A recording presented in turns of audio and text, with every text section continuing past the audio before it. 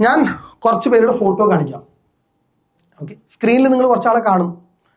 ഈ കാണുന്ന ആളുടെ പേര് നിങ്ങൾ പറയണ്ട.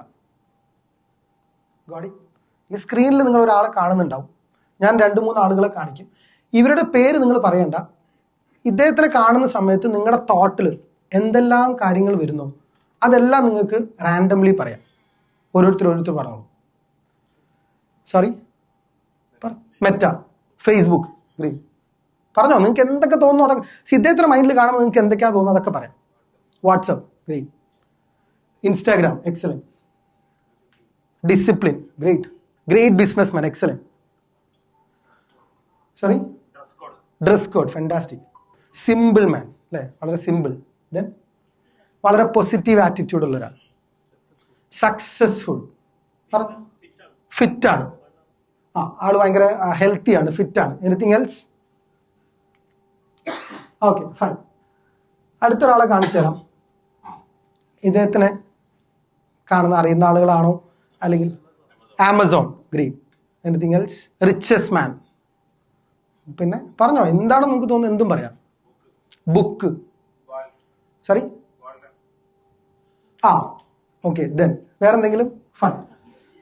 പേര് പറയണ്ട, പേര് ഓൾറെഡി അവിടെ എഴുതിയിട്ടുണ്ട്. ഇദ്ദേഹത്തിനെ കാണുന്ന സമയത്ത് നമ്മുടെ തോട്ടിൽ വരുന്ന പിക്ചേഴ്സുകളായിരിക്കും. പെട്ടെന്ന് പറയാൻ തോന്നുന്നത് എന്താണ്? പറഞ്ഞു. Charity, excellent. Lulu, helicopter, businessman. പിന്നെ എന്തൊക്കെയാ തോന്നുന്നു? Gratitude, hard work, simplicity. 7 വന്നു കേട്ടോ, പറഞ്ഞോ.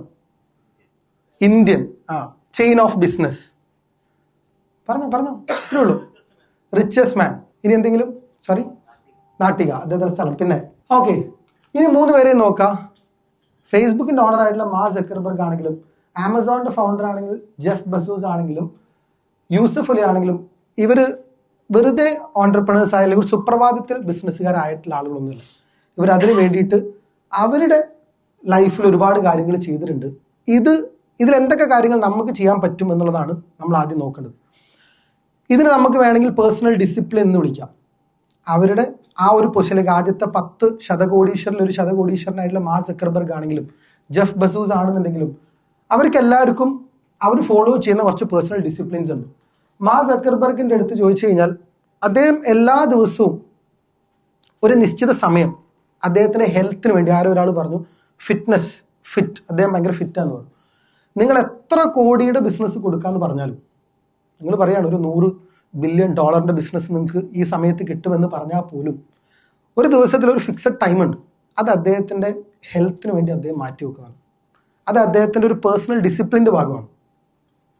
ഒരു സമയം അദ്ദേഹം അതിന് മാറ്റി വെക്കുന്നുണ്ട്. ജെഫ് ബസൂസ്, ആമസോണിന്റെ ഫൗണ്ടർ, എടുത്ത് നമ്മൾ ഒരു ആർട്ടിക്കിൾ ഞാൻ റീസെന്റ് വായിച്ചതായിരുന്നു. നാളത്തെ ദിവസം എങ്ങനെയായിരിക്കണം എന്നുള്ളതിനെ പറ്റി വ്യക്തമായ ഒരു ക്ലാരിറ്റി ഉള്ള ഒരു മനുഷ്യനാണ്. അദ്ദേഹം ഡേ പ്ലാൻ ചെയ്യും, വീക്ക് പ്ലാൻ ചെയ്യും, മന്ത്ലി പ്ലാൻ ചെയ്യും. ഞാൻ ഏത് സമയം ഫ്രണ്ട്സിൻ്റെ കൂടെ ടൈം സ്പെൻഡ് ചെയ്യണം, ഞാൻ ഏത് സമയം എൻ്റെ മിഡ് ലെവൽ മാനേജേഴ്സായിട്ട് മീറ്റിംഗ് ഇരിക്കണം, ഞാൻ ഏത് സമയം എൻ്റെ സ്യൂട്ടിലുള്ള ആളുകളായിട്ട് മീറ്റിംഗ് ഇരിക്കണം, എൻ്റെ ഫാമിലിക്ക് ടൈം സ്പെൻഡ് ചെയ്യണം, എൻ്റെ കുട്ടികളോട് ടൈം സ്പെൻഡ് ചെയ്യണം, എപ്പോൾ ഞാൻ ഗോൾഫ് കളിക്കാൻ പോകണം, എപ്പോൾ ഞാൻ ലഞ്ച് കഴിക്കണം, എപ്പോൾ ഞാൻ ഡിന്നർ കഴിക്കണം. ഇതെല്ലാം പ്രീ പ്ലാൻഡ് ആയിട്ട് ഡേ പ്ലാൻ ചെയ്ത് വെച്ച് പോകുന്ന ഒരു വ്യക്തിയാണ് ജെഫ് ബസൂസ് എന്ന് പറഞ്ഞു കഴിഞ്ഞാൽ. മൂന്നാമത് യൂസഫ് അലി. ആരോ പറഞ്ഞു ഗ്രാറ്റിറ്റ്യൂഡ്. അദ്ദേഹത്തിന്റെ പ്രസംഗം കേൾക്കാത്തവരാരും ഇല്ല എന്ന് ഞാൻ വിശ്വസിക്കുന്നു. എല്ലാവരും അദ്ദേഹത്തിന്റെ പ്രസംഗം ഏതെങ്കിലും ഒരു തവണയെങ്കിലും കേട്ടിട്ടുണ്ടാവും. ശ്രദ്ധിച്ചു നോക്കുക ഒന്നുകൂടെ. അദ്ദേഹത്തിന്റെ ഏത് പ്രസംഗത്തിലും അദ്ദേഹം ഗ്രാറ്റിറ്റ്യൂഡ് കാണിക്കുന്നുണ്ടാവും. അത് ചിലപ്പം ദൈവത്തിനോടാവാം, അദ്ദേഹത്തിന്റെ ടീം മെമ്പേഴ്സിനോടാവാം, അല്ലെ. അദ്ദേഹം ഹെലികോപ്റ്ററിന് ആരോ പറഞ്ഞു, ഹെലികോപ്റ്റർ അപകടത്തിൽ നിന്നും രക്ഷപ്പെടുത്തിയ ആളുകളോട് ഇന്നും പല പ്രസംഗത്തിലും അദ്ദേഹം നന്ദി രേഖപ്പെടുത്താറുണ്ട്. അത് അദ്ദേഹത്തിന്റെ പേഴ്സണൽ ഡിസിപ്ലിന്റെ ഭാഗമാണ്. ഒരു സക്സസ്ഫുൾ ആയിട്ടുള്ള ഓൺടർപ്രണർ ആവണമെന്ന് ആഗ്രഹിക്കുന്ന ആളുകളാണ് നമ്മളൊക്കെ എന്നുണ്ടെങ്കിൽ ഇതിൽ ചില കാര്യങ്ങളൊക്കെ നമുക്കുണ്ടോ എന്നുള്ളത് നമ്മൾ വളരെ വ്യക്തമായിട്ട് നോക്കണം. ഒന്ന്, ഫിസിക്കൽ ആക്ടിവിറ്റി. ഞാൻ ആദ്യം തന്നെ പറയാനുള്ള ഒരു റീസൺ, ഞാൻ ഒരു ഹെൽത്ത് ഇൻഡസ്ട്രിയിൽ വർക്ക് ചെയ്യുന്ന ഒരാളാണ്, ഒരു ഫിറ്റ്നസ് ഇൻസ്ട്രക്ടറാണ്, ഒരു ഓൺടർപ്രണറും കൂടിയാണ്. ഇതൊരിക്കലും നിങ്ങൾ ജിമ്മിൽ പോയിട്ട് ഒരുപാട് വെയിറ്റ്സ് എടുക്കണം എന്നുള്ളതല്ല ഞാൻ ഉദ്ദേശിക്കുന്നത്. Any activity. രാവിലെ നേരത്തെ എഴുന്നേറ്റ് ബീച്ചിലൂടെ നടക്കാൻ പോവാം, ബാഡ്മിൻ്റൺ കളിക്കാം, ഫുട്ബോൾ കളിക്കാം, ക്രിക്കറ്റ് കളിക്കാം. ഇതെല്ലാം ആക്ടിവിറ്റീസാണ്. ഒരു ഓൺടർപ്രണർ സംബന്ധിച്ചിടത്തോളം ഒരു ഓൺടർപ്രണർ മറ്റുള്ള ആളുകൾക്ക് സെൻഡ് ചെയ്ത് കൊടുക്കുന്നത്, അല്ലെങ്കിൽ നിങ്ങൾ ടീം മെമ്പേഴ്സിന് നിങ്ങൾ കൊടുക്കുന്നത് ഒരുപാട് ഇൻഫോർമേഷൻസ് അല്ല. ആദ്യം നിങ്ങൾ മനസ്സിലാക്കുക. നിങ്ങൾക്ക് ഒരാൾക്ക് ഏതൊക്കെ ഏരിയയിൽ എന്തൊക്കെ ഇൻഫോർമേഷൻ കൊടുക്കാൻ പറ്റും? നിങ്ങൾക്ക് അക്കൗണ്ട്സിനെ പറ്റി എല്ലാം ഡെപ്തിൽ പറഞ്ഞു കൊടുക്കാൻ പറ്റും. നിങ്ങൾക്ക് സെയിൽസിനെ പറ്റി എല്ലാം പഠിപ്പിച്ചു കൊടുക്കാൻ പറ്റും. മാർക്കറ്റിങ്ങിനെ പറ്റി എല്ലാം പഠിപ്പിച്ചു കൊടുക്കാൻ പറ്റും. റിസർച്ച് ആൻഡ് ഡെവലപ്മെന്റിനെ പറ്റി എല്ലാം പഠിപ്പിച്ചു കൊടുക്കാൻ പറ്റും? നെവർ.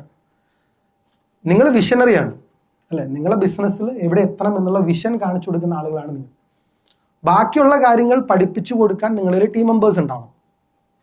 എന്നാൽ ഒരു ടീം മെമ്പേഴ്സ് നിങ്ങളൊരു ഓഫീസിൽ പോകുന്ന സമയത്താണെങ്കിലും നിങ്ങളുടെ ടീം മെമ്പേഴ്സിനെ കാണുന്ന സമയത്ത് നിങ്ങൾക്ക് കൊടുക്കാൻ പറ്റുന്നത് എനർജിയാണ്. അവരെ മുമ്പിൽ നിങ്ങൾക്ക് എല്ലാം ചെയ്യാൻ പറ്റുമെന്നുള്ള എനർജി നിങ്ങൾ പാസ് ചെയ്ത് കൊടുക്കണം എന്നുണ്ടെങ്കിൽ നിങ്ങൾ സ്ഥിരമായിട്ട് ഫിസിക്കൽ ആക്ടിവിറ്റി ചെയ്തിട്ടുണ്ടായിരിക്കണം.